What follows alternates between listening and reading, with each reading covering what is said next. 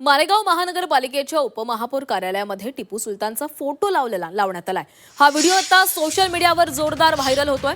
याची शिवसेनेच्या नगरसेवकांनी दखल घेतली असून महानगरपालिकेच्या आयुक्तांच्या कार्यालयामध्ये निषेध नोंदवण्यात आला।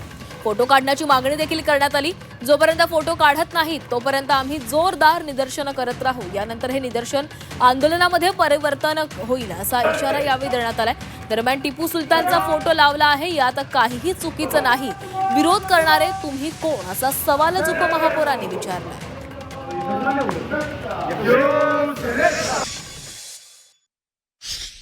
उपमहापौरांच्या खुर्चीच्या पाठीमागे टिपू सुलतान यांचा फोटो भिंतीवर लावण्यात आलेला होता आणि सोशल मीडियाच्या माध्यमातून या शहरातील सर्व नागरिकांनी याचा तीव्र शब्दात निषेध नोंदवला होता।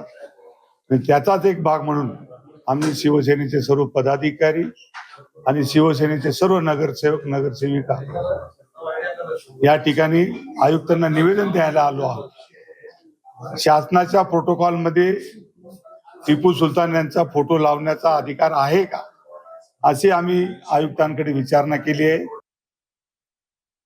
ये सवाल, ये विरोध करने वाले लोग कौन, क्या ये सरकार से बड़े हैं?